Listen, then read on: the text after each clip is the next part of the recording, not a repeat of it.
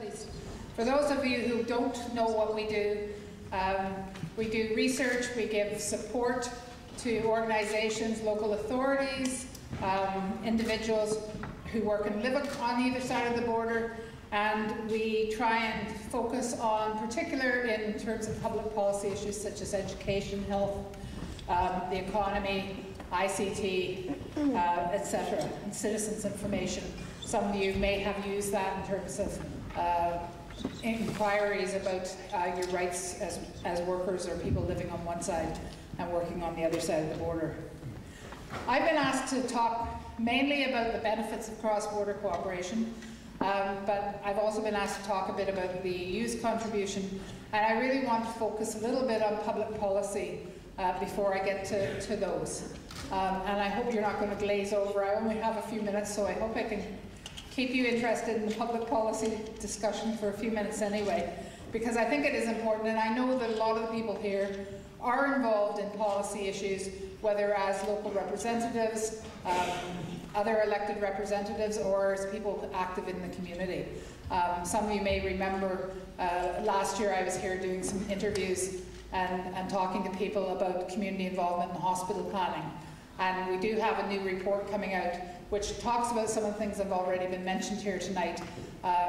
about how hospital services in the border region could be planned if you didn't have the border in the way. And in particular, it has recommendations about things like the proposed cystic fibrosis unit for the Northwest and the new Enniskillen Hospital as a hospital whose natural catchment area really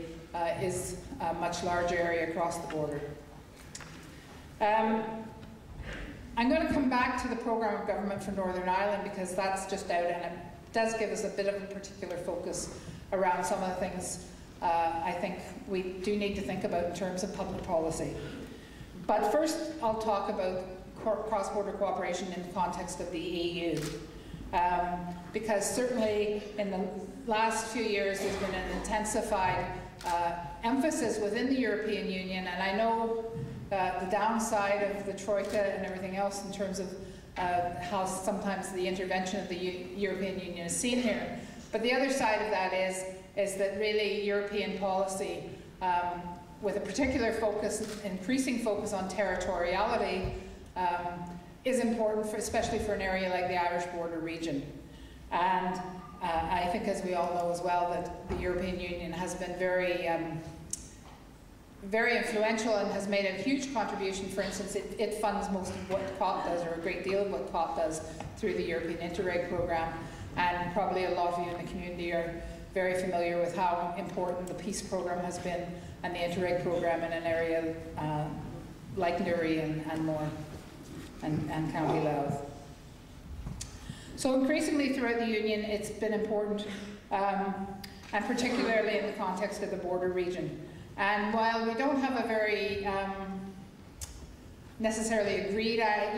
definition of the border region, because it is a bit flexible, I think there is general agreement that on both sides of the border there's a lot of social and economic characteristics that both sides of the border in the border region share. And that reflects the disadvantage, the peripherality of the border region relative to the rest of the island. And certainly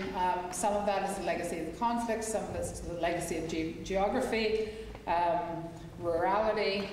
and all those things. But I think it does give this area right across the border a distinctive characteristics from the rest of the island. And I think it's important that we look towards a more regional focused policy that can actually address those issues. And they are issues that don't respect administrative boundaries, and they do require very often a coordinated response. Not everything does, but a lot of things could benefit from a cross-border approach by national and regional governments. And so it's important, and this is the other side of this coin, and I was glad to see in the programme for tonight, I have a sort of passion for history in my other life, that the democratic programme is in there, because I do think, as well as talk about how things can be shared and resources can be shared and efficiency savings can be made, we also need to talk about what kind of society we want to go irrespective of what the jurisdictional boundaries on that are. So I think it's important to bring together everybody from the community, the politicians, people in business, all those things, to talk and really foster and promote cross-border cooperation. And with the support of programs like Interreg and Peace, we have seen a lot of really good work being done, particularly at local level, in developing partnerships, not only across the administrative boundaries, but as I say, across sectors, between community activists and people in business, between local authority people and people working in Stormont or Leinster House. And two of those that I would mention, because I do think it is important to engage with the people who don't necessarily always have a lot of influence. And by engage, I mean more than just a token consultation. There's two particularly projects that have come to my attention recently that I think are very good examples of some of this. One is the Women into Politics, Women into Political Life project, which has been working to build capacity so that women can be more engaged, not only to do things like stand for leadership positions or stand for electoral office, but also to engage with those who are in those positions around issues that really affect their lives. And then there's another one which you may be more familiar with called Connections, which is based here in Ballybot House, which is working on two levels. One, to involve people with disabilities, to engage in social networks and to have more control over the quality of their own life, and also a strategic forum involving service users and people in the health services, the housing executives, transport services, all of that, to engage with people with disabilities and to have a coordinated approach and more strategic approach within this area in terms of the cross-border area and also the northwest cross-border area, to develop a more strategic delivery of services for, sometimes a small number of people, but people who would otherwise not be able to live to the maximum potential of their lives. And I think there's a lot of danger, particularly in the current economic circumstances we're finding ourselves in. There's a move towards cutbacks. We've all seen how that can be quite relentless in the centralization of decision making. That the developments that have gone on over the last 10 or even 20 years with the support of different programs, those could be very much in danger of being lost because cross-border cooperation is being seen as kind of some sort of additional luxurious add-on that you do when you have resources and you let drop off the agenda when you don't. And as I said, a community development approach, which I am a great passionate believer in, isn't just consulting, but actually involving the people who are affected by decisions in not only making those decisions, but also implementing them and reviewing those. And it sometimes would appear to be a more difficult or more costly way of doing things, but in fact, if we're actually talking about effectively targeting services and delivering things in a way that will produce social and economic equality, both for individuals and between regions, and certainly address some of the gaps between this region and the rest of the island, then I think we have to look at new ways of doing things that actually may be more intensive of resources in appearance, but deliver much more bang for the buck, as they say. So just to talk about the benefits of cooperation, there is a lot of what you might call in economic terms, added value to cooperation and collaboration across the border. And that's true both at a European level, and that's why the European Union, I think, has shown so much initiative and so much priority to policies of cooperation, but also our own border region, and that is to say that our border region isn't untypical. We share a lot of problems with other border regions. And particularly for less competitive and developed regions, cooperation across the border offers opportunities to strengthen their position by developing activities together. It saves resources through using synergy effects and shares experiences for better solutions. And I think that's one of the things that we have really seen in practice over the last few years with some of the cooperation that has gone on. And especially in difficult economic times, it could strengthen the territory and tap into new resources, financial and otherwise. And again, perhaps too much substitution or too much dependence has been needed on the European programs, and we need more, maybe bigger investment by the two jurisdictions and the national and regional government. Not every, as I said, every public service should be delivered cross-border, but in an area like the border region, certainly it should be the first question that gets asked is a cross-border approach appropriate and effective? And would it give a greater effect than if the two jurisdictions were working separately?